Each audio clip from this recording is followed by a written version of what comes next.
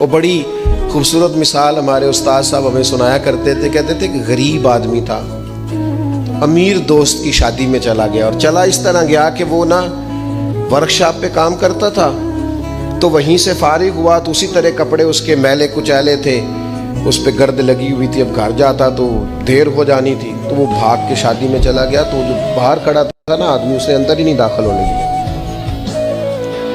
اس نے کہا جناب آپ کدھر آ گئے, یہ تو بڑے امیر رئیس اعظم کی شادی ہے. اس نے بڑی منت کی, بالآخر وہ رو پڑا, یار تیری مہربانی, میرا قریبی دوست ہے, مجھے اس نے کہا جناب آپ جا ہی نہیں سکتے, حالت تو دیکھیں اپنی. اب وہ دوڑا گیا گھر, تیزی سے کپڑے بدل کے واپس آ. شادی بالکل اینڈ پہ ہو چکی. اب جب وہ سوٹ بوٹ اور وہ مایا شایا اور وہ جناب اس کا لباس بڑا حسین, تب اس کے لیے خود سے دروازہ کھولا گیا. وہ اندر گیا تو ساتھ رو رہا ہے, اور ساتھ وہ ڈونگا لے کے نا سالن والا برتن, تو اس میں کبھی اپنا کرتا ڈالتا ہے, کبھی اپنا بازو ڈالتا ہے کرتے کا.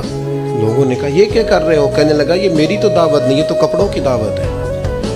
اگر میری دعوت ہوتی تو میں تو پہلے بھی آیا تھا, اسی شکل و صورت کے ساتھ آیا, لیکن مجھے اندر گھسنے نہیں دیا. میری غربت نے کیا مجھ کو زمانے میں بدنام, تیری دولت نے تیرے عیب چھپا رکھے.